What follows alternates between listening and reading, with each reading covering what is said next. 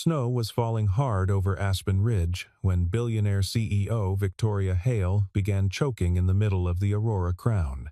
Crystal chandeliers glowed against the winter darkness outside, but inside, panic spread like ice cracking underfoot.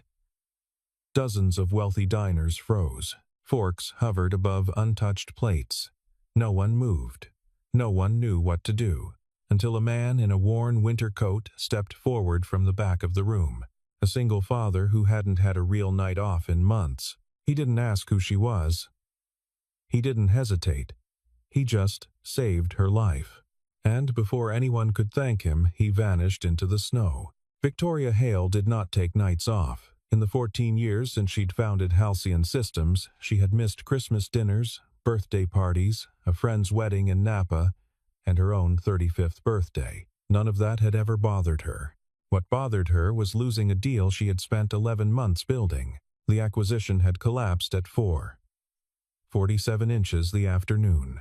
That was the precise moment her general counsel, a careful man named Bernard Ashworth, had set his pen down on the conference table and said, very quietly, "The board voted no."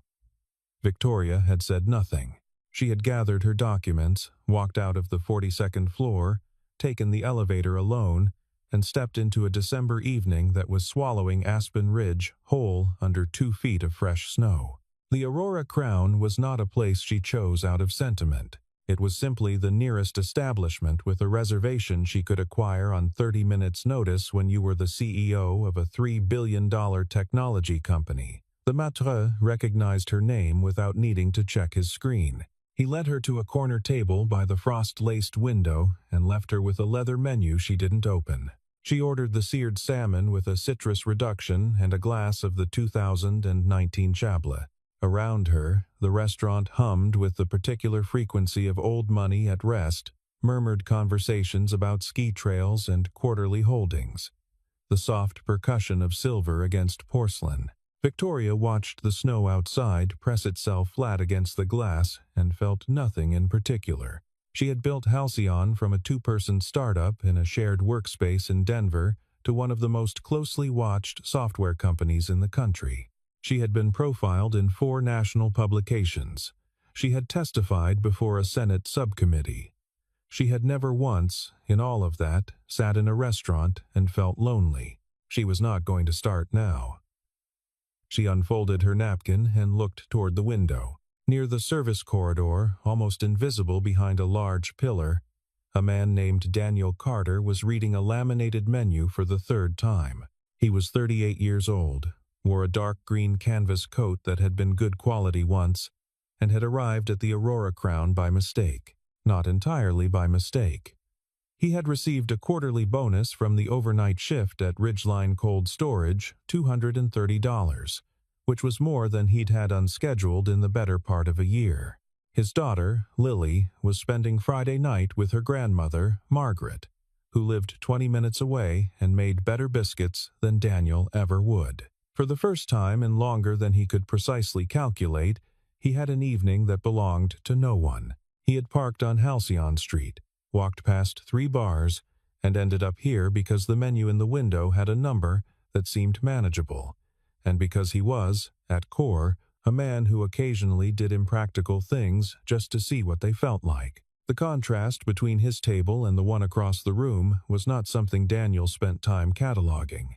He had grown up working class, worked class his entire adult life, and felt no particular shame about it. He noticed the woman at the corner table the way you noticed anyone sitting alone in a crowded room briefly, without judgment, then away again.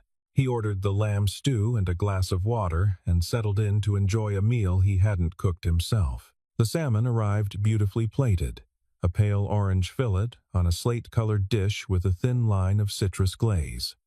Victoria lifted her fork. She was thinking, still, about the acquisition not with grief, but with the analytical precision she brought to every failure, cataloging what could have been done differently, at what juncture, by whom.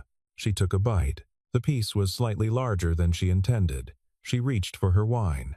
The obstruction was sudden and total, the kind that doesn't announce itself gradually but arrives like a door, slamming, cutting off everything at once.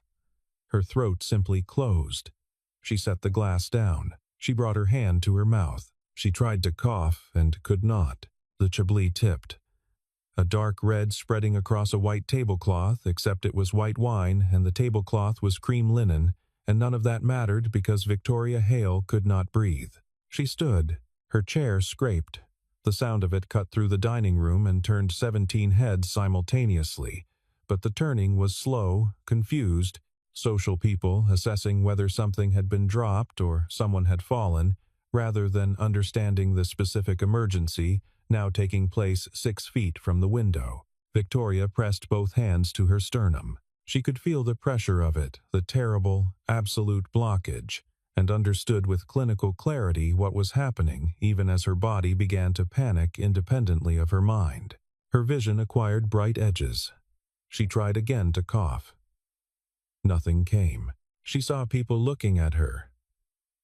She saw no one moving. A waiter 3 tables away had gone white. A woman in a burgundy dress had pushed her chair back slightly but remained seated, uncertain.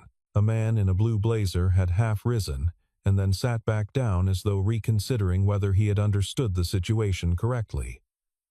8 seconds had passed since her chair scraped.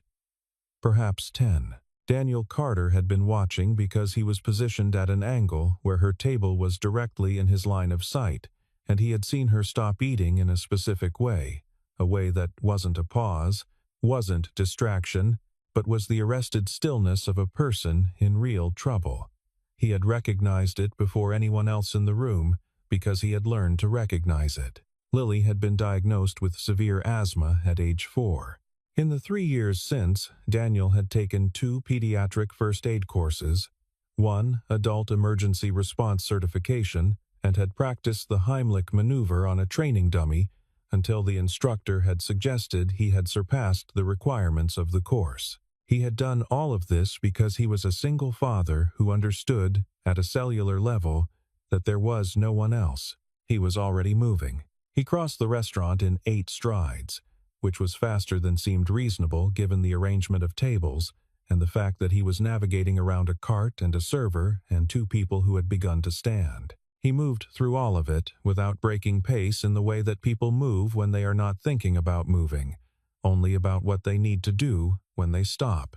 "I've got you," he said. He positioned himself behind her, found his footing, locked his hands just below her sternum left fist.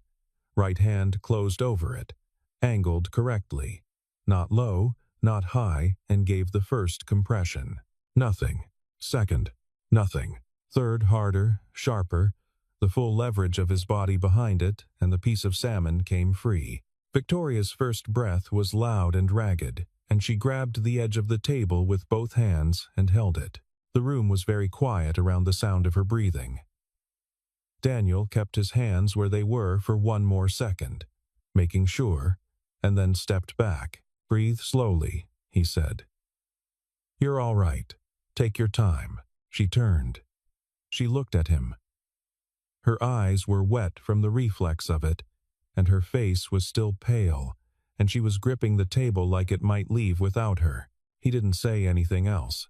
He just waited until the color started to come back. The room had held its breath alongside her, and now released it all at once. Someone began applauding a man near the bar, and others joined. The kind of applause that has more relief in it than celebration, the sound of a roomful of people releasing something they hadn't known they were holding. The maître d' appeared at Daniel's elbow. "Sir, that was extraordinary, please. Your meal is entirely on us this evening. Anything you want, we insist." Daniel shook his head once. "That's not necessary." Victoria had straightened. One of her staff, a young woman who had been at a separate table, Daniel realized, observing with controlled alarm, had appeared at her side with a phone already raised. Victoria waved her off with a small motion and looked at Daniel directly. "What's your name?" she said. Her voice was composed. There was only a faint roughness in it to indicate what had just happened. Daniel considered her for a moment. She was tall, composed even now. The kind of person who had arranged herself back into order through sheer will in the 15 seconds since she'd stopped choking. He didn't recognize her specifically, but recognized her type, the particular quality of self-possession that came from years of being the most important person in every room. "I'm glad you're okay," he said. "That's not what I asked." "I know." He picked up his coat from the back of his chair. His lamb stew had gone cold. He folded two $50 bills, his bonus, most of it. But the dinner had been a strange idea from the start, onto the table next to the untouched bread basket, and buttoned his coat to the collar. The maitre d' made another attempt. "Sir, please, at least let us." "I appreciate it," Daniel said. "Have a good night." He walked to the door. He pushed it open, and the winter came in the particular cold of Aspen Ridge in December, clean and absolute, and he stepped into it, and the door swung closed behind him. The snow was falling at a slant now, the wind having picked up while he was inside. He pulled his collar up and walked back toward where he'd parked on Halcyon Street, his footprints filling almost immediately behind him. He thought about Lily. She would be asleep by now at Margaret's. Her hair spread across the pillow the way it did when she was deeply under. Her face slack with the total abandon of a 7-year-old who felt completely safe. He thought about calling to check and then decided not to. Margaret would let him know if anything was wrong. She always did. His car started on the third try.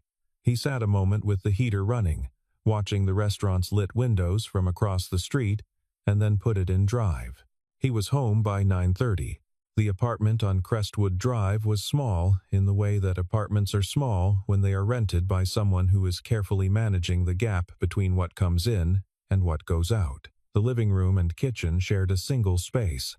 The radiator in the corner made a sound like an argument every time it cycled on. The carpet was beige and had been beige since before Daniel moved in and would be beige when he left. He had made it as much his own as a man could who lived primarily around the life of someone else. Lily's drawings covered the refrigerator entirely and had begun migrating to the kitchen wall in a loose archipelago of construction paper. Her books were stacked on the coffee table in the specific order she insisted upon, which Daniel had stopped trying to understand and simply maintained. A plastic storage bin near the hallway contained her nebulizer, her backup inhaler, her emergency action plan laminated in plastic, and a printed sheet with the number for the pediatric urgent care on Elm. He heated up the soup he'd made on Thursday, a chicken and vegetable with a little too much celery. Lily's verdict, and ate it standing at the counter. The apartment was very quiet without her in it. Not unpleasant, exactly. Just different. Like a familiar song played in a different key. Rachel had died in March, 4 years ago, of a glioblastoma that had moved fast enough that they had barely had time to understand what was happening before it was over. She had been 33. Lily had been 3. Daniel had taken bereavement leave and then returned to work at the cold storage facility because the bills were the bills, and because the alternative, sitting still with it, was not something he knew how to do. He had learned. Not the sitting still, exactly, but the accommodation of it. The way grief settles into the architecture of a life, becomes load-bearing in ways you don't fully realize until you try to move something and find out it was holding the whole structure up. He took the first aid courses for Lily, but also, he understood now, for himself, for the feeling of competence in the face of helplessness, for the specific relief of knowing what to do. His phone buzzed on the counter. Then, again. Then, a third time in quick succession, which was unusual enough that he picked it up. The notifications were from a news alert he'd set up for local stories, which he'd forgotten he had. The headline read, "Winter Guardian Anonymous Hero Saves Hale CEO in Aspen Ridge Blizzard." There was a photograph blurry, taken on a phone from across the restaurant. The angle strange that showed the back of a man in a dark green coat performing a compression on a woman who was gripping a table. Daniel set the phone face down on the counter. He washed his bowl. He turned off the kitchen light. He went to bed. The hospital was Street Carvers, which was 11 blocks from the Aurora Crown and had been where Victoria's company health plan directed executive care for the past 6 years. She had not, in 6 years, ever actually used it.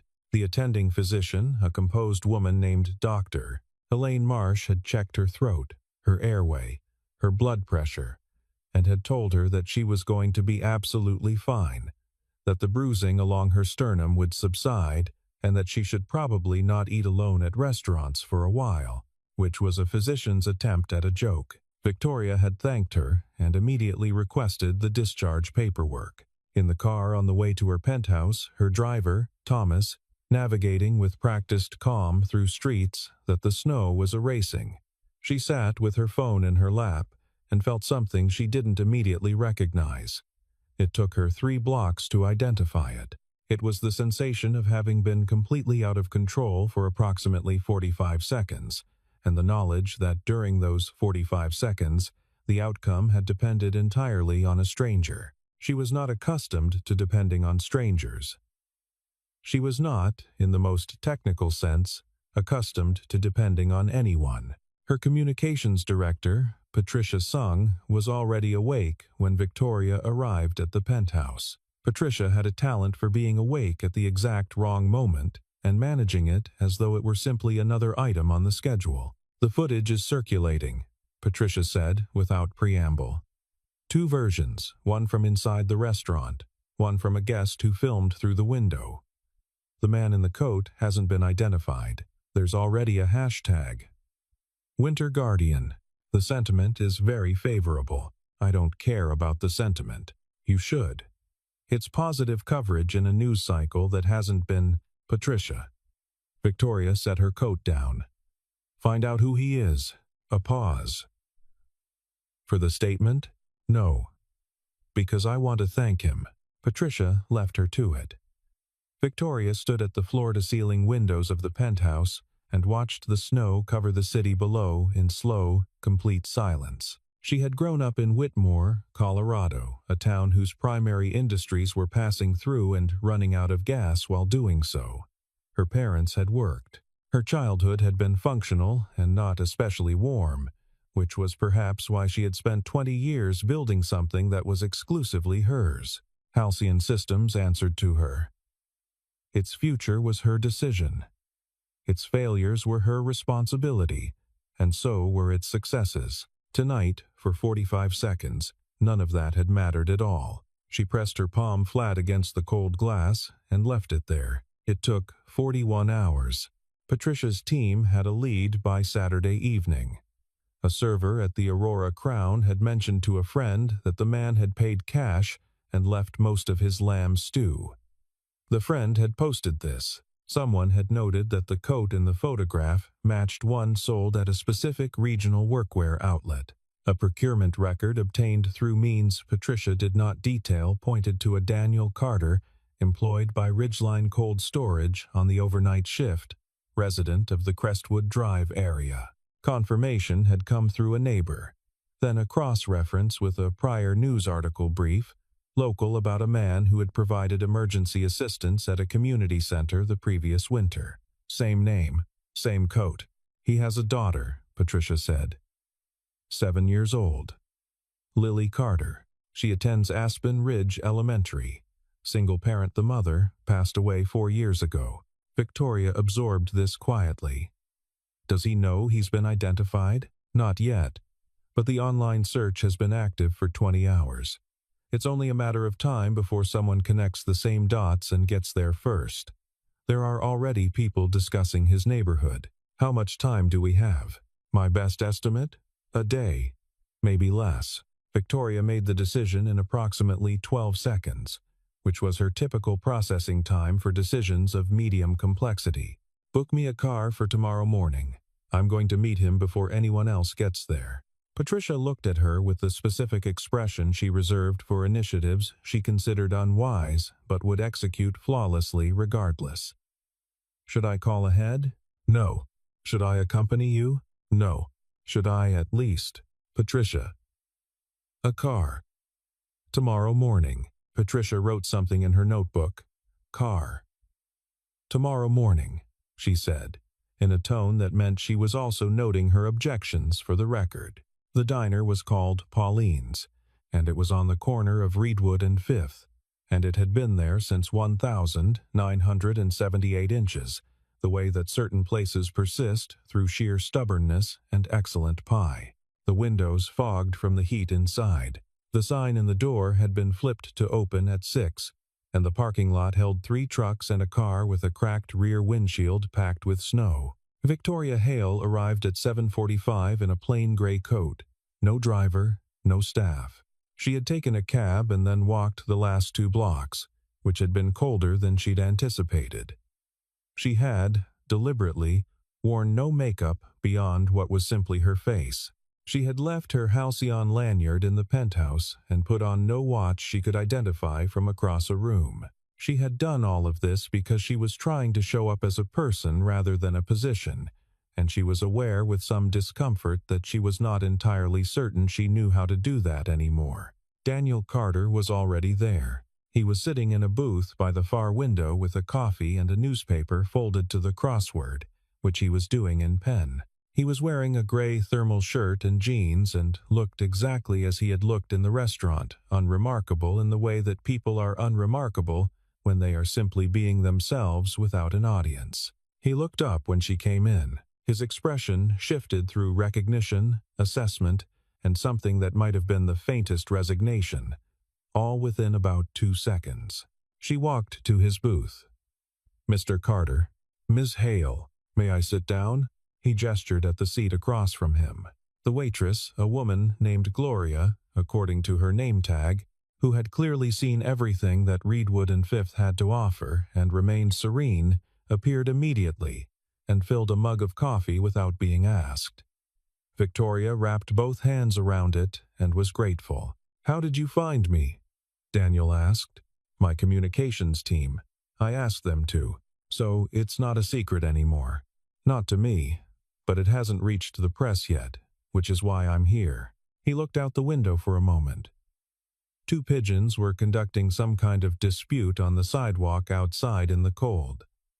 He watched them with mild interest. "I didn't do it for a reward," he said. "I don't want anything from you." "I know." He looked at her again. "Do you?" "Yes." She said it simply, without qualification, because it was true. "The way you left." A moment passed. The coffee was very good. Outside, one of the pigeons lost the dispute and walked away with offended dignity. "Then what do you want?" he asked. "To thank you properly, and to offer you something practical." She set both hands flat on the table, a habit she'd developed in negotiations, hands visible, nothing hidden. "The search for your identity is active online. I'd estimate someone makes the connection to your home address within 24 hours, possibly less. To your daughter's school within 48. Something moved behind his eyes. "Not fear, exactly." "What can you do about that?" "Quite a lot. My legal team can contact the platforms where the search is being coordinated. My communications team can redirect the story, release a carefully worded acknowledgement that the Winter Guardian wishes to remain anonymous and that his privacy is being legally protected. It generally works. People respect a clearly stated boundary when it's backed by credible consequence. And what does that cost me?" She met his gaze steadily. "Nothing. I'm not offering a transaction. I'm offering a debt repayment." He was quiet for a long time. Long enough that Gloria came back and refilled both coffees and left again without comment. "It's not about me," he said finally. "I know. Lily doesn't need cameras at her school. She doesn't need," he stopped, rearranged his thought. "She had a hard enough time after her mother. She's settled. She knows what her days are going to look like. That matters to kids. It matters to everyone," Victoria said quietly. He looked at her with a slight shift in his expression, a small recalibration, as though she had said something he hadn't expected from her. Which, she realized, she probably hadn't. "Okay," he said. "Okay? You can do the thing with the legal team, for Lily." He picked up his pen and turned it in his fingers once. "Not for me." "Understood." They sat with that for a moment. Outside the window, the snow had begun again. Light this time, the small dry flakes that didn't accumulate so much as drift. "Can I ask you something?" he said. "Yes. Are you going to be okay?" The incident. Physically. She felt something odd move through her chest at the question. Not the question itself, but the uncomplicated way he'd asked it. Not to open a conversation. Not to establish rapport. Just because he wanted to know. "Yes," she said. "The doctor said I'll be fine." "Good." He nodded. And then, after a moment, "You should probably not eat alone." She almost smiled. The doctor said the same thing. Smart doctor. Patricia's estimate had been optimistic. By Sunday afternoon, a journalist from a regional news outlet had arrived on Crestwood Drive with a photographer. They were not aggressive, they were simply present, which was its own kind of pressure. They waited across the street. The photographer had a long lens. Daniel had kept Lily inside, which she'd accepted with the pragmatic resignation of a child accustomed to plans changing without full explanation. He had told her that some reporters were outside because of something that had happened, and that they were going to stay inside for the day, and that he would make pancakes for dinner, which was a diplomatic triumph. At 3 in the afternoon, someone attempted to photograph Lily through the downstairs window when she came to look at the street. Daniel had moved immediately, stepped between her and the window, spoken to her calmly, redirected her to the back of the apartment, where they built a blanket fort of some structural ambition.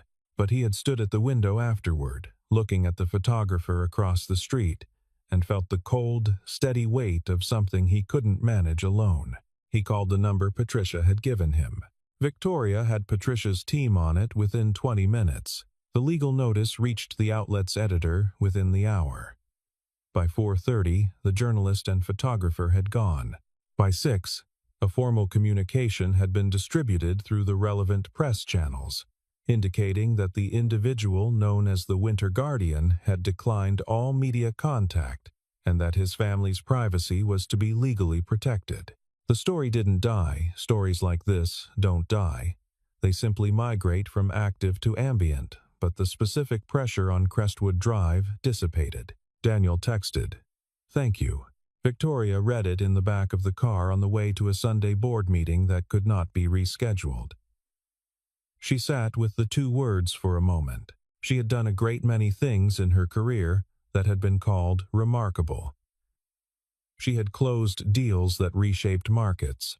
She had given interviews that moved stock prices. She had been thanked by senators and governors and the kind of investors whose names appeared in financial histories. 2 words from a man who meant them was, she noted, different in a specific way that she couldn't immediately categorize. She texted back, "Of course," and then, after a moment, added, a longer pause. Then, she ate 6. Victoria looked at that for a moment. Outside, Aspen Ridge moved past in its Sunday afternoon stillness, the streets quiet under the last of the weekend's snow. She typed nothing further. But she was almost smiling again. Monday arrived with the particular blankness of a week that begins before you're ready for it. Victoria was in the office by 7, which was normal. Her calendar was fully committed from 7:30, which was also normal. By noon, she had reviewed 3 contract drafts, taken 2 calls with division heads in separate time zones, and approved a budget revision that she had noted was insufficiently conservative. All of this was what her life was. She was good at all of it. The goodness of it was something she had never seriously questioned before. She noticed it for the first time at 2 in the afternoon, in the middle of a quarterly review, when her eyes moved to the window and stayed there for a moment without her permission. Below, the street was ordinary with lunch-hour traffic. A woman pushed a stroller. 2 men in construction vests consulted something on a tablet. A boy, 7, maybe 8, walked beside an adult with his coat buttoned wrong, one side higher than the other, and the adult didn't correct him, just held his hand and kept walking. Victoria looked away and back to her screen. At 7 in the evening she was in the penthouse, having eaten carefully, with attention, a meal her housekeeper had left in the refrigerator. She stood at the window that looked north toward the Crestwood Drive neighborhood, which she couldn't see from here, and thought about what Daniel Carter had said in the diner. You should probably not eat alone. She had lived alone since she was 22 and had never experienced it as a lack. The penthouse was everything she had specified. Clean lines, unobstructed view, silence she could control. She had cultivated the life she had with deliberate intention. She had made every choice. And yet, there was something in the way he had spoken about Lily, about her knowing what her days would look like, that had lodged itself somewhere in Victoria's chest and was still there now, 3 days later, as persistent as a splinter. He had described routine as a gift, as something a child needed the way she needed air. Victoria had spent 14 years building a company. She had, in that same period, given very little thought to what she was building it toward. Revenue had been the answer for a long time. Then scale. Then market position. These were real things. They were not, she was beginning to suspect, the whole answer. She was 41 years old. She was the most productive she had ever been. She was also standing at a cold window at 7 on a Monday evening, alone in a silence she had chosen, asking herself a question she had not previously found space to ask. What was all of this for? She didn't have an answer, but the fact that she was asking it felt, strangely, like a beginning. The Halcyon Community Futures Initiative was announced in February, 6 weeks after the night at the Aurora Crown. It was not a grand press launch. Victoria had specifically requested it not be. It was a press release, 2 paragraphs, clean and factual, announcing the establishment of a foundation to fund emergency response training for workers in non-traditional employment sectors, overnight staff, seasonal workers, independent contractors, people who were, statistically, the least likely to have access to professional development and the most likely to be present in communities when emergencies occurred.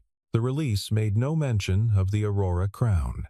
It made no mention of the Winter Guardian, or of Daniel Carter, or of a Friday night in December when a stranger in a green coat had crossed a restaurant in 8 strides and changed the course of an ordinary evening in an irreversible direction.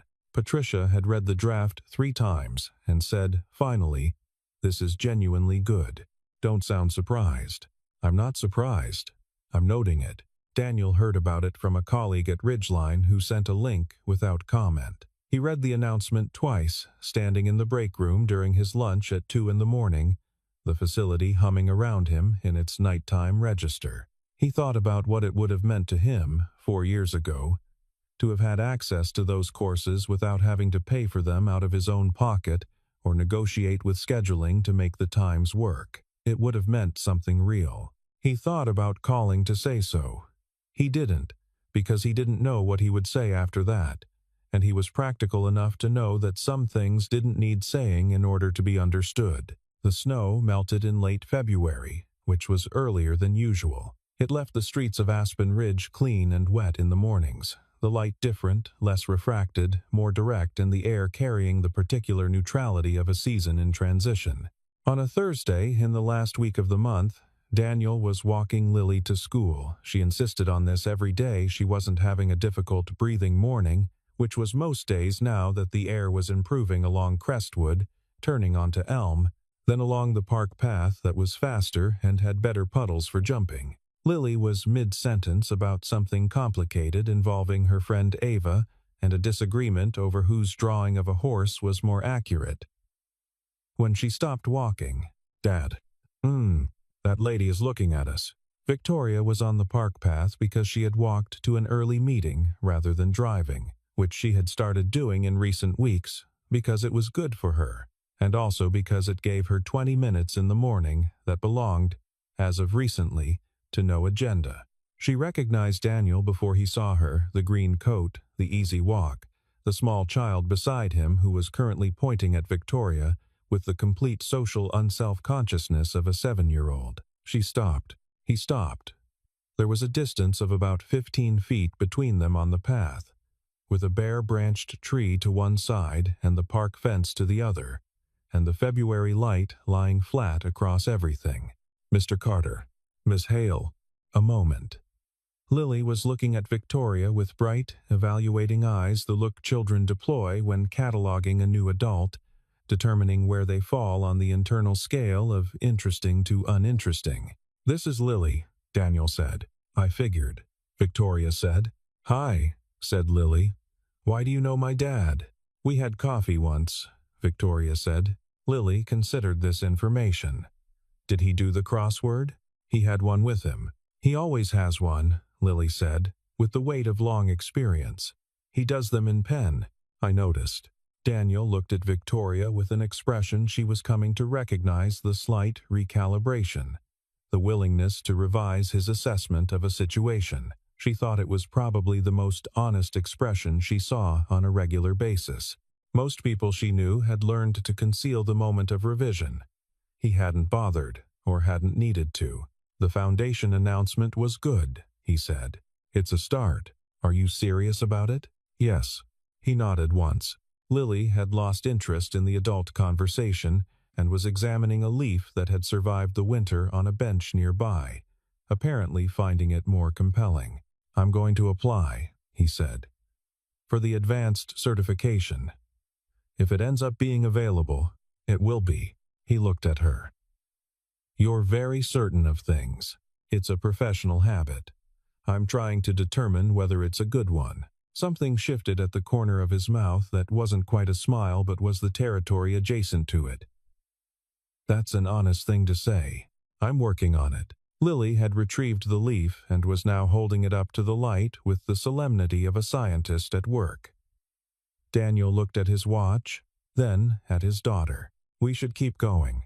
School starts in 15 minutes and she gets mad at the substitute teacher if she's not there for the pledge."